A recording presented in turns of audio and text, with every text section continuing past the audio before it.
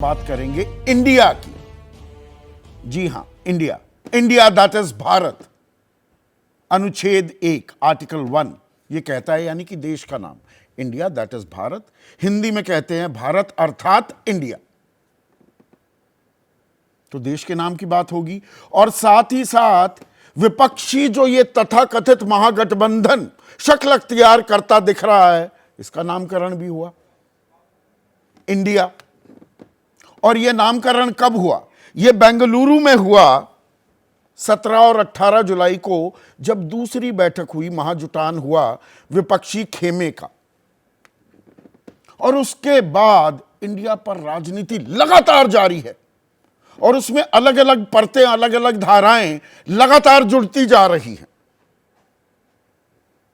विपक्ष साथ आएगा, एकता होगी, मजबूती होगी, ऐसी ताल ठोकी गई कि जी अभी तो नाम दिया है, उसके बाद मुंबई में भी मिले, कैंपेन और कोऑर्डिनेशन कमेटी बनी, उसके आगे और बैठक होनी थी, साझा रैलियां होनी थी, साझा उम्मीदवारों का चुनाव होना था, संयोजक का ऐलान होना था, लोगो लॉन्च होना था, सचिवालय का ऐलान होना था। पर वहां पर कोई फॉरवर्ड मूवमेंट नहीं दिखाई दी है। तो एनडीए जो इंडिया को लेकर चिंतित भी दिखाई दिया, दरअसल अब वो मुतमईन सा होता दिख रहा है क्या कि ये इंडिया ना हो पाएगा, ये आगे चल नहीं पाएगा। और इसकी एक झलक, इसकी एक बानगी, इसका एक ट्रेलर हमें मध्य प्रदेश में देखने को मिल रहा है। वहां अजब गजब खेल हो रहा है। कहने को मध्य प्रदेश में लड़ाई सीधे सीधे बीजेपी और कांग्रेस के बीच है, लेकिन इसे 2024 के लिहाज से एनडीए बनाम इंडिया के तौर पर भी देखा जा रहा है। पर मध्य प्रदेश में समाजवादी पार्टी ने भी अपने उम्मीदवारों का ऐलान कर दिया है। समाजवादी ने 45 उम्मीदवार घोषित कर दिए हैं। चाहिए थी 6 सीट, 4 में भी मान जाते। बात चिरकुट नेताओं से लेकर अखिलेश वखिलेश तक भी पहुंची। फिर कहा गया कि नहीं जी बातचीत हो गई है। अखिलेश ने कहा सबसे बड़े नेता से, यानी कि राहुल गांधी से बात हो गई, मल्लिकार्जुन खड़गे से बात हो गई, all is well. But all is well well में जाता दिख रहा है क्या? कुएं में जाता दिख रहा है क्या? वो मैं किस लिए कह रहा हूं, वो सिर्फ समाजवादी पार्टी ने उम्मीदवारों का ऐलान नहीं किया है, अब वहां पर आम आदमी पार्टी ने तो 69 उम्मीदवार खड़े कर दिए हैं। 69 उम्मीदवार। और जेडीयू जो लगातार कांग्रेस और समाजवादी पार्टी के बीच जो तकरार के संकेत दिख रहे थे, उस पर धैर्य रखने, दरियादिली दिखाने, संयम बरतने और भाषा की मर्यादा ना लांघने की नसीहत देने वाली जेडीयू, अब उन्होंने भी 5 उम्मीदवार घोषित कर दिए हैं। यानी कहने को इंडिया एक और उम्मीदवार अनेक, उम्मीदवार 4-4 उतर गए इंडिया के खेमे से ही। मैंने एनडीए बोल दिया।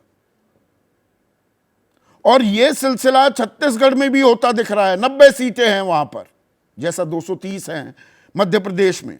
कांग्रेस ने 90 के 90 उम्मीदवार उतार दिए हैं। आम आदमी पार्टी ने वहां भी 45 उम्मीदवार उतार दिए हैं। और वाम खेमे की तरफ से सीपीआई ने 20, सीपीएम ने 5 उम्मीदवार उतार दिए हैं। राजस्थान की स्थिति अभी साफ नहीं है, पर आम आदमी पार्टी वहां भी उतारेगी अपने उम्मीदवारों को। तो यह कैसी मजबूती है, या ये बिखराव के आसार साफ दिखाई देते दिख रहे हैं। साथ नहीं होंगे तो लड़ेंगे कैसे?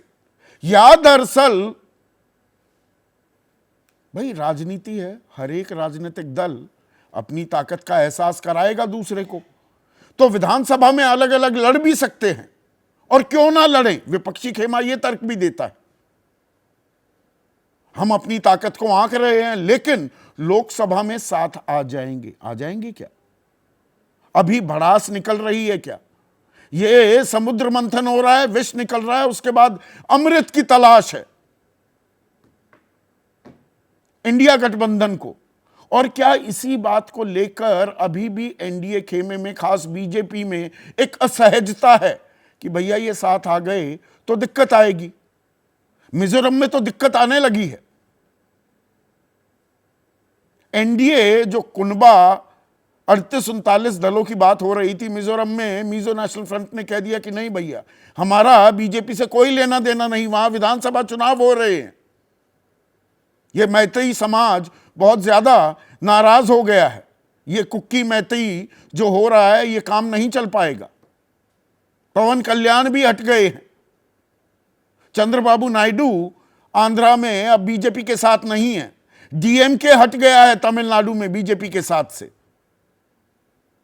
तो इंडिया भाई साथ ना आ जाए, और इसीलिए इंडिया को लेकर जो राजनीति शुरू हुई थी 17-18 जुलाई से, उसके सीधे बाद इंडिया शब्द से एक एलर्जी होने लगी थी। हिमंता बिस्वा शर्मा ने कहा ये तो गुलामी का प्रतीक है, और बहुत सारे नेताओं के बहुत सारे बयान आए थे। अब यह सिलसिला सिर्फ राजनीतिक नहीं, वैचारिक स्तर पर भी एक लड़ाई में तब्दील हो गया है। और वैचारिक स्तर पर लड़ाई क्या है? जो एनसीईआरटी है, उसका जो पाठ्यक्रम है, और न्यू एजुकेशन पॉलिसी आई थी 2020 में, उसके तहत एक 19 सदस्यीय कमेटी बनी थी। उसी में से अब एक और कमेटी बनी 7 सदस्यीय, जिसकी अध्यक्षता सीआई आइजैक कर रहे हैं। पद्मश्री भी मिला इस साल उन्हें, और 1975 से एबीवीपी से जुड़े हैं। बीजेपी के सदस्य हैं मोटे तौर पर। आप देखिए, उनकी 7 सदस्यीय समिति ने सिफारिश की है कि 12वीं क्लास तक जो पाठ्यक्रम हैं उनमें से इंडिया अब साफ कर दिया जाएगा, और भारत शब्द का इस्तेमाल होगा। कि यही शब्द दरअसल सही मायने में देश को दिखाता है, देश का प्रतिनिधित्व करता है, देश का मान सम्मान बढ़ाता है। पर हमारा अनुच्छेद 1 है, article 1, India that is Bharat, Hindi में भारत अर्थात इंडिया, उसमें संशोधन कर दीजिए अगर इंडिया से इतनी एलर्जी है। संशोधन नहीं किया जा रहा।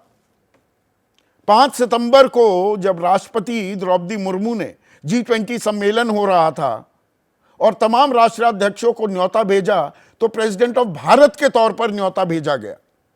प्रधानमंत्री मोदी के सामने भी जो प्लाक लगा हुआ था प्राइम मिनिस्टर ऑफ भारत, उससे 3 दिन पहले 2 सितंबर को इस बात की पैरवी सरसंघ चालक मोहन भागवत ने भी की थी कि भारत नाम हमें इस्तेमाल करना चाहिए। पर हमारे संविधान में तो हम इंडिया भी हैं। और जो ये तमाम सरकारी योजनाएं चल रही हैं, make in India, stand up India, startup India, skill India, reserve bank of India, ये रिजर्व बैंक ऑफ इंडिया 100 का ही नोट है, पत्रकार हूं तो इसमें रिजर्व बैंक ऑफ इंडिया लिखा हुआ है। पासपोर्ट पर भी भारत गणराज्य और रिपब्लिक ऑफ इंडिया लिखा होता है। स्टेट बैंक ऑफ इंडिया भी है। एक नहीं, हजारों ऐसी जगह हैं जहां हम इंडिया का शब्द का इस्तेमाल करते हैं। तो क्या उनको हटा दिया जाएगा, या ये दरअसल वैचारिक स्तर पर हटाने का अभियान चल पड़ा है और यह सिलसिला आने वाले दिनों में और आगे बढ़ेगा, या दरअसल यह राजनीतिक कदम भी है कि इंडिया शब्द को इतना हाशिए पर डाल दिया जाए, इसका असर विपक्षी एकता और विपक्षी गठबंधन जिसका नामकरण इंडिया के तौर पर हुआ है, वो बेमानी हो जाए। आज इसी पर हम चर्चा करने वाले हैं। ऐसे में आज का सीधा सवाल, इंडिया एक, उम्मीदवार अनेक, और किताब बहाना इंडिया पर है निशाना। एक राजनीतिक पहलू, एक वैचारिक पहलू।